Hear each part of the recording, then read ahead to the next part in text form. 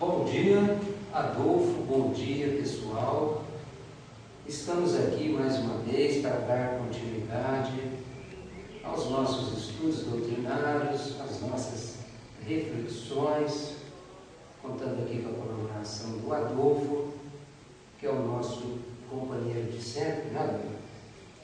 E nós estamos estudando a Revista Espírita, estamos no primeiro volume de 1858 e atualmente nós estamos estudando aqui um artigo que tem o título de Propagação do Espiritismo, que foi publicado no mês de setembro de 1858. Então vamos ao trabalho, né? Dando sequência ao estudo da semana anterior, que inclusive está disponível em várias mídias, né? Não, está no site, né? Foi bom você lembrar mesmo disso. Não está no site do Luz e Amor, luzeamor.org.br. Nós temos lá uma incorporação do YouTube, então vai estar na lista de reprodução se não me engano, vídeos de apoio, mais ou menos. Reflexões espíritas, né? Reflexões. Não, mas está na lista de reprodução, vídeos de apoio, parece. Mas é só procurar lá que vai achar. Então vamos, né? Vamos. Você quer fazer a leitura? Não pode fazer.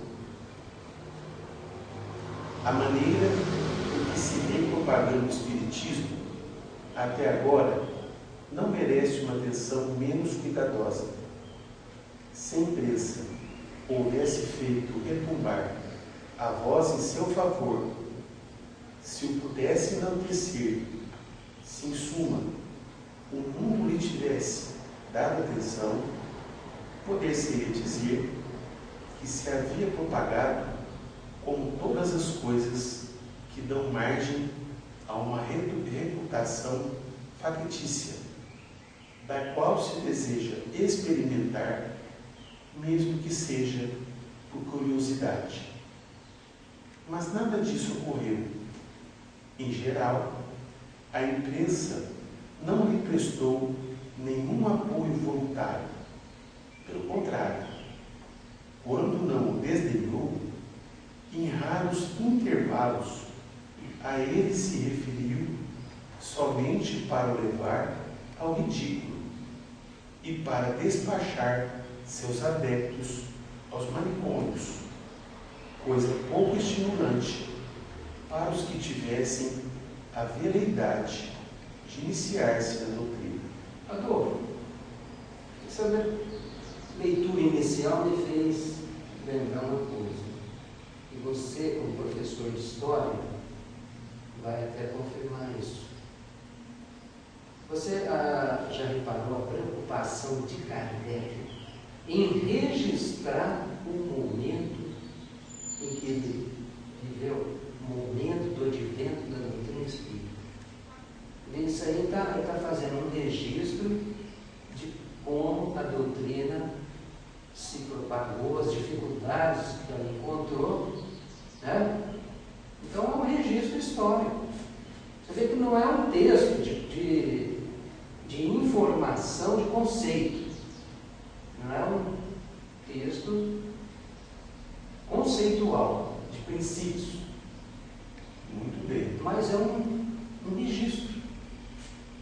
O que você acha? Nós temos que ter até um certo cuidado ao estudar a obra de Kardec, porque nós temos que considerar a época em que o texto foi escrito. E você foi muito feliz ao dizer isso, porque de fato ele faz um registro histórico considerando a maneira como a doutrina foi recebida pela humanidade no século XIX. Porque o século XIX é o século da ciência. É o século em que muitos pesquisadores, muitas outras áreas do conhecimento estavam se firmando. Então, nesse sentido, o trabalho de Allan Kardec é muito importante, porque ele relata como que as ciências, de um modo geral, do conhecimento, como é que elas foram fazendo uma leitura desse trabalho de pesquisa, desse trabalho de fôlego que ele fez. Então, na verdade, aqui nesse trecho, especificamente, ele fala que a imprensa não se ocupou para falar do espiritismo. Muito pelo contrário. Então, que a imprensa, na verdade, em sua época, ela fez uma campanha, eu diria, uma campanha contra, né? Porque enaltecia aspectos negativos, ao passo que hoje a ciência ela faz uma abordagem esclarecendo os princípios doutrinários, esclarecendo as relações do mundo espiritual com o mundo material. Então, hoje eu diria que a imprensa ela presta um serviço muito importante, até mesmo na divulgação do mundo espírita. Exatamente. Agora, é importante, eu disse que não é assim um tema conceitual, né, em que aborda princípios da doutrina, mas os bastidores, o ambiente, né, essa contextualização. Mas isso serve para mostrar que o que ele está querendo mostrar? Que ela, aqui no mundo terreno, na questão da área de comunicação, que na ocasião ele está falando da imprensa, não colaborou, pelo contrário, até criticava, denegria, né? Mas, então ele está querendo mostrar a força da doutrina, que apesar de tudo isso, ela venceu e se espalhou. Do ponto de vista historiográfico, para entender a obra de Allan Kardec, e aqui estamos analisando a Revista Espírita. Normalmente, as obras que são estudadas são as obras que formam o chamado Pentateuco Kardeciano. São chamadas 5 obras básicas: o Livro dos Espíritos, o Livro dos Médiuns, o Evangelho, o Céu e Inferno, a Gênese.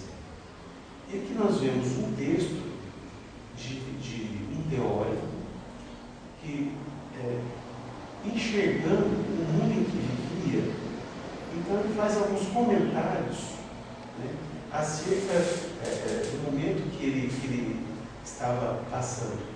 Então, eu diria o seguinte, que esse texto da Revista Espírita tem uma importância histórica muito grande. Né? E daí a necessidade do seu estudo. Até para as pessoas compreenderem o pensamento de Allan Kardec. Que aqui é Allan Kardec, com toda a sua didática, com toda a sua clareza, com todo o seu bom senso, fazendo esses registros, esses apontamentos históricos. E a gente vê a coerência de Kardec, inclusive porque nas obras básicas a coerência é de uma grandiosidade, né? Constatada entre as obras. Se você lê um trechinho de cada obra, parece que você está lendo uma obra só. Se você lê um trechinho de cada obra por dia, parece que você está lendo uma obra só. Tal é a coerência. E existe coerência também entre a Revista Espírita e a obra básica em si. Porque muitos dos textos que estão nas obras básicas foram publicados na revista antes, né? E não é só isso. Porque se nós analisarmos, conforme eu falei agora há pouco, é uma doutrina que surge numa época em que se evidenciava o pensamento científico, em que se evidenciava as pesquisas no campo acadêmico, onde o referencial teórico é materialista. Então, uma doutrina que vai surgindo dentro desse contexto e que não tinha o apoio da imprensa e que hoje ela se consolidou, então, como entender isso? Como entender o avanço do Espiritismo desde o início? Aí esse texto ele é de uma riqueza muito grande. Então, além de revelar essa clareza, além de revelar essa consonância entre o texto de Kardec e o texto dos Espíritos, também traz à baila esclarecimentos sobre como essa doutrina foi se firmando desde aquele momento. Então, a força do Espiritismo está no trabalho que foi feito pelos Espíritos, está no trabalho de Allan Kardec, da divulgação, está na importância dessa revista que era enviada para todos os cantos do planeta. Kardec não tinha correspondências com pessoas de vários países, respondendo a perguntas, tirando dúvidas e trazendo esclarecimentos que vinham também de espíritos. Então, isso é de uma importância muito grande, evidentemente, além dos seus comentários, né? Além dos seus esclarecimentos. Então, a revista espírita tem uma importância muito grande para que possamos compreender a força do Espiritismo nos dias de hoje.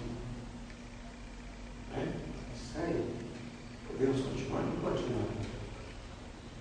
Apenas o próprio Sr. Rômulo mereceu as honras de algumas referências algo mais sérias, ao passo que os acontecimentos mais vulgares nela encontram grande espaço. Aliás, pela linguagem dos adversários, vê-se facilmente que falam do Espiritismo como os cegos falariam das cores, isto é, sem conhecimento de causa, sem exame sério e aprofundado, e unicamente baseados numa primeira impressão. Dessa forma, seus argumentos se limitam à negação pura e simples, já que não podemos promover a categoria de argumentos as expressões chistosas que empregaram. Por mais espirituosos que sejam, os gracejos não representam razões. Entretanto, não se deve acusar de indiferença ou de má vontade todo o pessoal da imprensa. Quer dizer que Kardec, como ele fez um trabalho sério, honesto, bem usando o método científico, ele também ele não aceita uma crítica que não seja na mesma metodologia, com a mesma seriedade. Né? Então, ele está sendo honesto e valorizando o seu trabalho. Né? E quem faz um trabalho dessa envergadura gostaria também que as críticas fossem feitas usando a mesma metodologia que ele usou. Né? E aqui nós percebemos em Allan Kardec um homem que acompanhava, inclusive, os críticos da doutrina. Então, ele examinava essas críticas, se tinham consistência. Não fugiu, né? E ele, inclusive, publicou alguns dos diálogos, ele respondendo aos seus interlocutores. Nesse período, talvez a obra mais importante é o livro que é o Espiritismo. Também é um dos primeiros livros e muito importantes da codificação, que é um livro onde Kardec apresenta diálogos com céticos, com religiosos, com homens que não tinham um pensamento parecido com o dele, e homens com questionamentos interessantes, com questionamentos profundos. E Allan Kardec, com bom senso, com o conhecimento, com a pesquisa que ele fazia, ele foi respondendo pergunta por pergunta, questão por questão. Então isso mostra a força da doutrina. Um pesquisador sério, que estava preocupado em encontrar respostas. Um homem que não tinha medo da verdade. Porque ele queria ter a verdade, né? E essa crença dele, essa convicção, né? Baseada na razão, foi muito grande, né? Exemplar. Em termos individuais, nela, o Espiritismo encontra partidários sinceros e conhecemos diversos, entre os mais destacados homens de letras. Por que, então, mantêm-se silenciosos? É que, ao lado da questão da crença, há também a da personalidade, muito poderosa nesse século. Neles, como em muitos outros, a crença é concentrada e não expansiva. Além disso, obrigam-se a responder pelos erros de seus jornais, receando perder os assinantes, caso levantem com destemor uma bandeira cuja coloração possa desagradar alguns deles. Perdurará esse estado de coisas? Não. Logo o Espiritismo será como um magnetismo, do qual só se falava outrora em voz baixa, a que hoje não se teme mais se confessar. E magnetismo, cujo movimento era muito forte, que Kardec participou durante 35 anos, né? A começar logo após quando voltou de Verdun, na Suíça, quando estudou com Pestalozzi, já com a idade de 19, 20 anos, já entrou no movimento do magnetismo, que era liderado por Franz Anton Mesmer. E esse movimento era quase semelhante ao movimento espírita. Muitos jornais, revistas, boletins, né? E o próprio Mesmer, que começou tudo isso com a sua defesa de tese quando se formou para medicina, para médico, né, na faculdade de medicina, já foi sobre magnetismo. E ele batalhou muito, inclusive junto a órgãos oficiais, para oficializar o uso do magnetismo.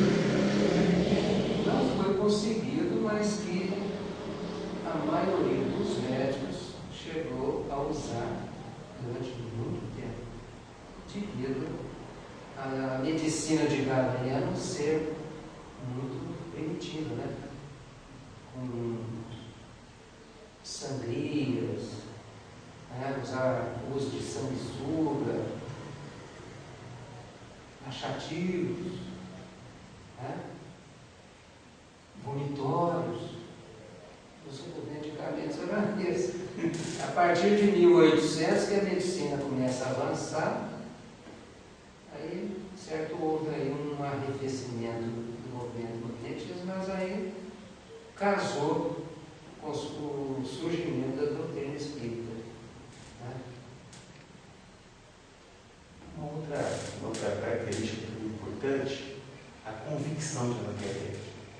Então, ele está vivendo uma época, então que ele lança até uma pergunta: perdurará esse estado de coisas? Será que vai continuar assim? Será que as pessoas vão ficar com medo de declararem que estudam o Espiritismo, que são espíritas? Será que as pessoas vão ficar com medo de publicar textos sobre o Espiritismo, com medo de perder os seus assinantes. E o próprio Kardec responde: não é continuar assim. Olha a convicção de Allan Kardec. Ele vivia uma situação, um momento, em que ele sabia que no futuro não muito distante as coisas seriam diferentes. E hoje, 150 anos depois do trabalho de Allan Kardec, 150 anos após o lançamento de O Livro dos Espíritos, nós vivemos um outro momento. Nós vivemos outra situação. Em que hoje a imprensa procura tirar partido da doutrina espírita. Nós vemos aí filmes, novelas, né, com temática espírita, um avanço, uma proliferação, né, e uma aceitação também. Nós vemos aí o sucesso de filmes, né, como Chico Xavier, Nosso Lar, As Mães de Chico, e que foram um sucesso de bilheteria. Então mudou muito, mas dentro do que o Kardec previa, né, previu, acreditava. Vamos lá. Por mais bela e justa que seja, nenhuma ideia nova se implanta instantaneamente no espírito das massas. E aquela que não encontrasse oposição seria um fenômeno absolutamente insólito. Por que faria o Espiritismo exceção à regra comum? As ideias, como os frutos, é preciso tempo para amadurecer, mas a leviandade humana faz com que sejam julgadas antes da maturidade, ou sempre tenhamos o trabalho de sondar-lhes as qualidades íntimas. E isso nos faz lembrar a espirituosa fábula de a macaquinha, o macaco e a noz. Como se sabe, essa pequena macaca colhe uma noz com a casca ainda verde, morde-a, faz caretas, joga fora e se admira de gostarem de uma coisa tão amarga. Mas um velho macaco, menos superficial e com certeza, profundo pensador da sua espécie, apanha a noz no chão, quebra-lhe a casca, come-a e a considera deliciosa, decorrendo daí uma bela moral, dirigida aos que julgam as coisas novas tão somente pelo seu aspecto exterior. O Espiritismo teve, pois, de caminhar sem o concurso de qualquer apoio estranho.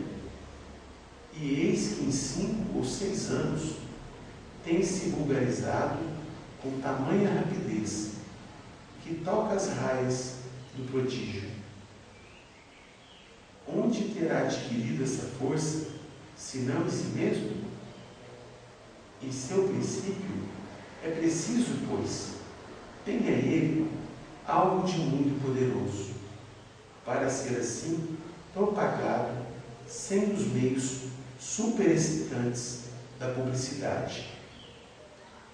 É que, como havíamos dito acima, quem quer que se dê ao trabalho de aprofundá-lo, nele encontrará o que procurava, aquilo que sua razão lhe fazia entrever, uma verdade consoladora, aunindo finalmente a esperança de uma verdadeira satisfação. Você vê que, como se diz hoje em marketing, gerou um boca a boca de grandes proporções, né? Mas por quê? Porque devido ao conteúdo da mensagem. a seriedade do trabalho, da proposta. E aí a coisa foi aprofundando, né? Porque a doutrina, a sua relação com as 3 revelações, com Jesus, Moisés, né? Formou um corpo doutrinário muito forte. Aqui até o conceito de religião é diferente. Porque religião, para Kardec, não é essa o que se convencionou até a época. O Espiritismo, ele trouxe um conceito novo de fé raciocinada. Então, a maioria das religiões, elas expressavam seus conhecimentos pelo dogmatismo, pela fé cega. E Allan Kardec não. Ele traz para nós uma doutrina que nasceu do diálogo, da pergunta, do esclarecimento. Daí o Espiritismo ter um tríplice aspecto: ser uma filosofia, ser uma ciência, que nasceu a partir das pesquisas científicas. Lembrando bem das próprias palavras de Kardec, é uma filosofia com bases científicas e consequências morais. Né? Podemos dizer que revolucionou a ideia de religião. Né? O Espiritismo é uma religião muito importante, porque apresenta a ideia de contato com os espíritos superiores, que são, eu diria, os representantes de Deus entre nós. Então, esses espíritos superiores, eles estão mais próximos de nós, e ao mesmo tempo mais próximos de Deus. Então, que para nos aproximarmos do Pai, de Deus, para entendermos o Pai, nós temos como um grande recurso os espíritos que vêm nos esclarecer, vêm nos orientar, vêm nos instruir. E, sobretudo, os espíritos vêm nos amar. Então, essa é uma mensagem maravilhosa. Aprendermos que temos um anjo da guarda, que o Pai, no seu amor, na sua grandeza, na sua justiça, colocou para cada um de nós um espírito para nos acompanhar, para cuidar de nós, para nos orientar. Então, essa é uma maravilha, essa certeza de que não estamos sozinhos, e que na dúvida temos que recorrer à prece, à oração, que é nesse instante que nos aproximamos do Pai, nos aproximamos de Deus. É uma religião, mas um pensamento diferente, porque nos ensina a pensar, nos ensina a entender o que somos, de onde viemos, para onde vamos, e qual é o nosso papel aqui na Terra, qual é a nossa missão. Porque todos nós temos uma missão na Terra, todos nós. Claro que em estágios diferentes, mas somos importantes na obra da criação. Somos importantes para o Pai. Então isso é uma maravilha, um novo conceito. É revolucionário. Porque não viemos simplesmente servir. Viemos para servir. Mas aprendemos por que devemos servir. Então, isso é um diferencial. Essa parte esclarecedora que o Espiritismo nos traz. Vamos continuar? Dessa forma, as convicções adquiridas são sérias e duráveis. Não se trata dessas opiniões levianas, que um sopro faz nascer e que o outro as destrói. Ultimamente, alguém nos dizia: encontro no Espiritismo uma esperança tão suave, nele aurindo tão gratas e doces consolações, que qualquer pensamento contrário tornar-me bastante infeliz, sentindo que meu melhor amigo se tornaria odioso, caso tentasse demover dessa crença.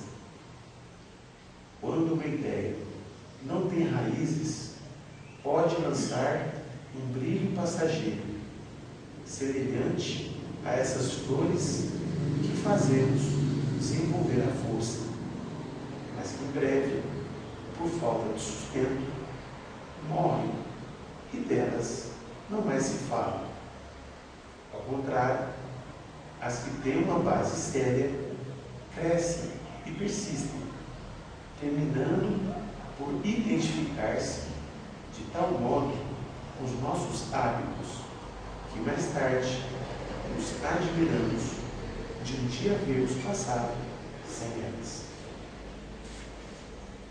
Se o Espiritismo não foi secundado pela imprensa europeia, dirão que o mesmo não ocorreu na América.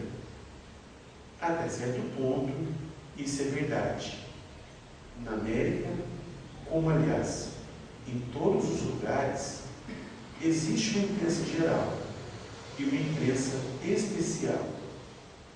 A primeira, por certo, ocupou-se muito mais do Espiritismo do que entre nós, embora menos do que se pensa. Ela também tem os seus órgãos hostis. Somente nos Estados Unidos, contra a imprensa especial, com 18 jornais espíritas, dos quais 10 hebdomadários e vários de grande formato. A esse respeito, vê-se que estamos ainda bastante atrasados, mas lá como aqui, os jornais especiais se destinam a pessoas especiais. É evidente que uma gazeta médica, por exemplo, não deverá ser pesquisada pelos arquitetos nem pelos homens da lei.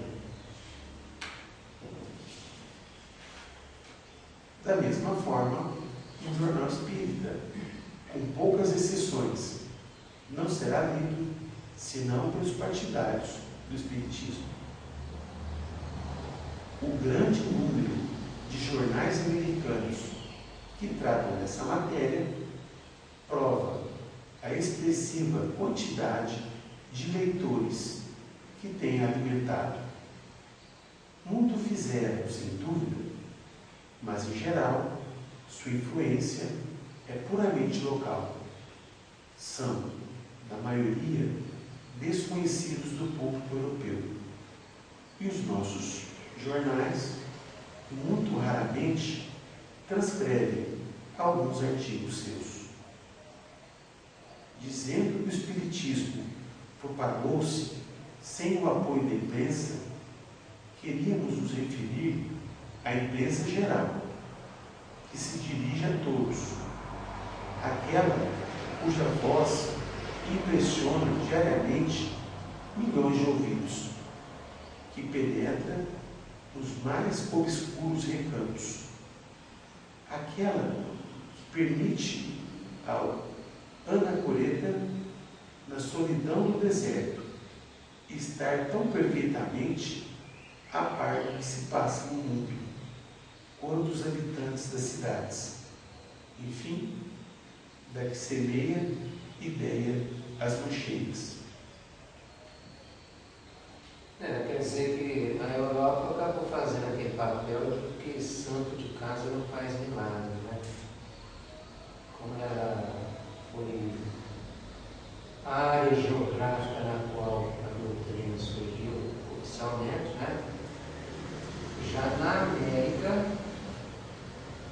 longe aí das influências locais, né? Apesar de que a Europa sempre foi um centro cultural muito forte, mas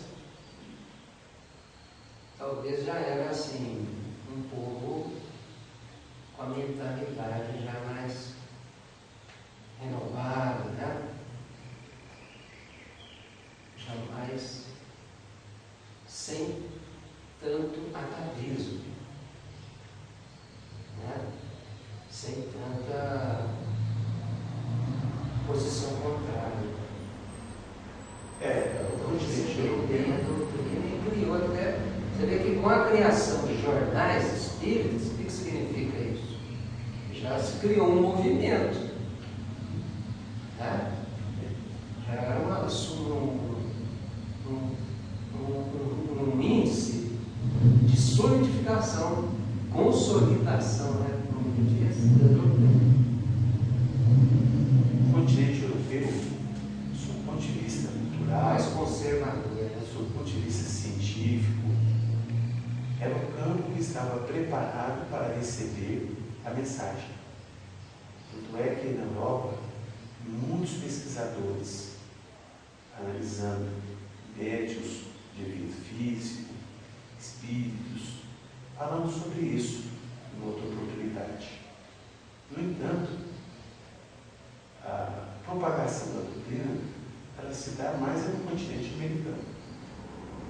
E aqui se tem esses jornais que surgiram na América do Norte, a América do Sul não é exceção, sobretudo no Brasil.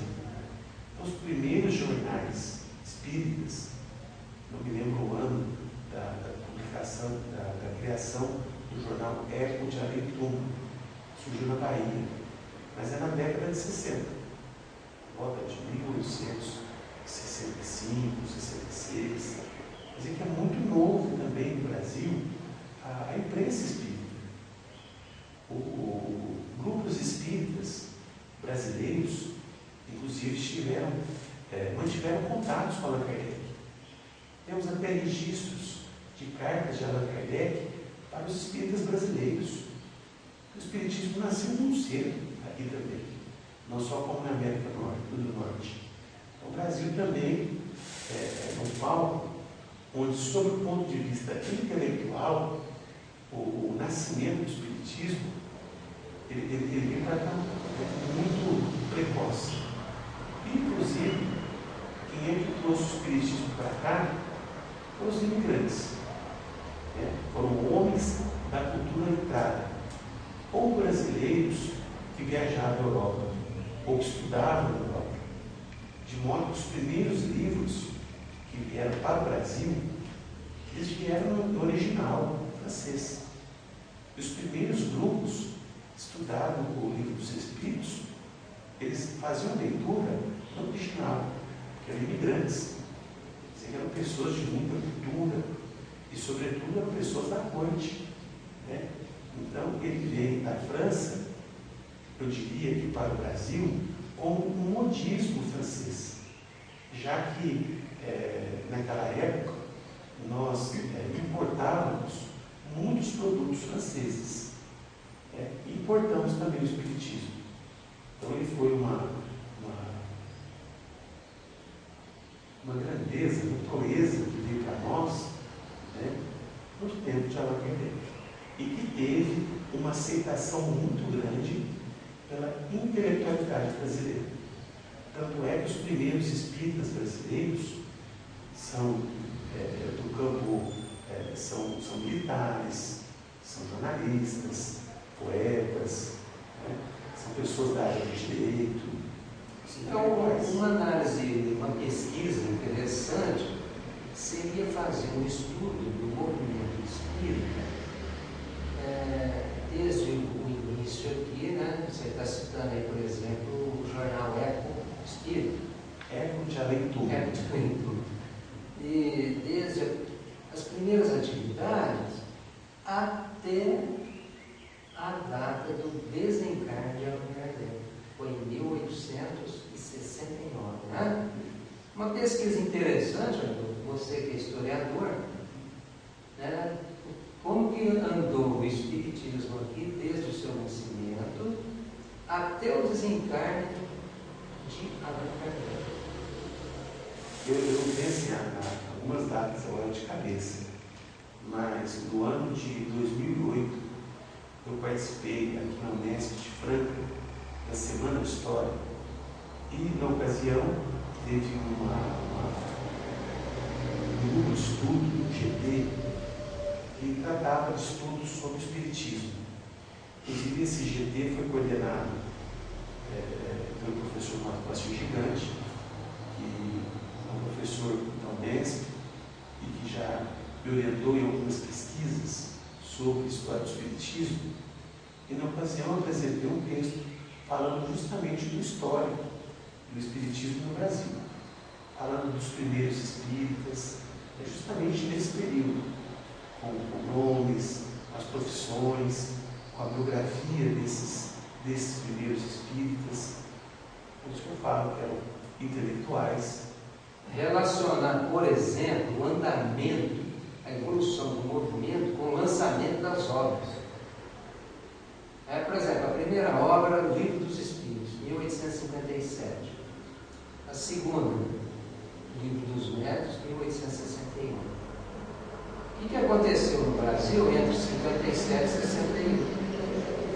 O que aconteceu no Brasil entre 61 e 64? Edição do Evangelho segundo o Espiritismo. Interessante, né? Entendo. Então fica aí a dica, né? Para você fazer essa pesquisa. Perfeitamente. Então, ser um enfoque interessante, né? Para você ter uma ideia, por volta de 57, até alguns anos antes, nós temos registros Pernambuco de pesquisas espíritas com mesas girantes. Então nós teríamos que voltar essa pesquisa, né? Um pouco antes de 57. Um pouco antes de 57. É verdade. Então nós temos registros de pesquisas espíritas no Brasil anteriores à publicação do Livro dos Espíritos. Que é aquele estudo que nós já fizemos sobre os antecedentes do Espiritismo. As mesas girantes, o caso das irmãs Fox, nos Estados Unidos, e tem algumas experiências no Brasil também. Então, na verdade, é um campo muito rico, as pesquisas espíritas no nosso país. Isso é muito interessante. Mas, como nós já falamos, o terreno preparado para receber a doutrina é na Europa, sobretudo na França. A França, do ponto de vista da pesquisa, do ponto de vista acadêmico, era o país mais preparado para receber o ensinamento dos Espíritos. E coube ao francês, Allan Kardec, fazer esse serviço com muita propriedade. A ser o secretário dos Espíritos, né? Isso. Eu não diria secretário, não, viu? Por quê? É a expressão que ele usa. Então, mas porque é a humildade dele. Eu não diria secretário. Porque, na verdade, ele produziu conhecimento. Ele é o pesquisador. E que secretário? Então, nós temos que valorizar a pesquisa de Allan Kardec. Nós temos que valorizar as suas observações. Nós temos que valorizar os seus comentários. Na verdade, Allan Kardec não é um secretário dos Espíritos. Ele participou ativamente na condução dos trabalhos, na publicação dos livros. Então, nós não podemos atribuir a ele esse papel tão simplório. Ao contrário, ele foi muito importante. Os Espíritos, eles deixam isso nos dias de hoje com muita clareza. Os encarnados têm um papel muito importante na obra. E no caso de Allan Kardec, ele cumpriu com muita proeza a sua missão. É um missionário de alto nível. É um espírito que, estando encarnado, ele conseguiu o que muitos de nós hoje não conseguimos. É fazer cumprir a sua missão. Então, ele realmente fez um trabalho grandioso, um pesquisador de primeira. E como tal, hoje até revisto o termo, que para nós pesquisadores, ele não é só o codificador da doutrina, ele é o fundador da doutrina espírita. E coube a ele o trabalho de pesquisa, coube a ele o trabalho de observação, coube a ele a publicação. Evidentemente que ele entrevistou uma série de espíritos. Evidentemente que ele contou a orientação de uma série de espíritos coordenados pelo Espírito da Verdade. Vindo de vários locais, vários médios, várias cidades, vários países. Mas ele tem uma contribuição muito valiosa. Nós não podemos esquecer disso, jamais. Não é? Só para terminar o parágrafo. Vamos terminar o parágrafo. Que jornal espírita pode vangloriar-se de fazer ressoar os ecos do mundo? Fala a pessoas que têm convicção, não atrai a atenção dos indiferentes. Falamos, pois, a verdade, quando dizemos que o Espiritismo foi entregue às próprias forças. Se por si mesmo já deu tão grandes passos, que será quando dispuder da poderosa alavanca da grande publicidade? Enquanto aguarda esse momento, vai plantando balizas por toda parte. Seus ramos acharão pontos de apoio em todos os lugares e, finalmente, em toda parte, encontrará vozes cuja autoridade imporá silêncio aos detratores. Só para finalizar, diria o seguinte, que ele dá a nós uma responsabilidade muito grande. Porque no seu tempo, o Espiritismo não contou com a imprensa de uma maneira favorável. E nos dias de hoje, sim. Então, a nossa responsabilidade é maior do que a dele.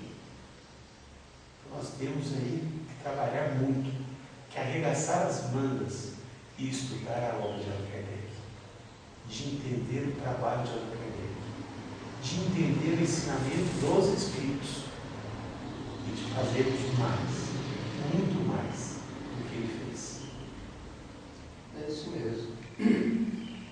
E com isso nós vamos encerrando aqui, por aqui hoje, né?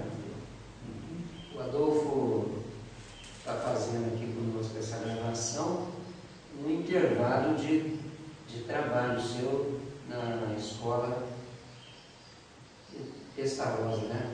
Aqui de Franca, por sinal, é uma escola espírita.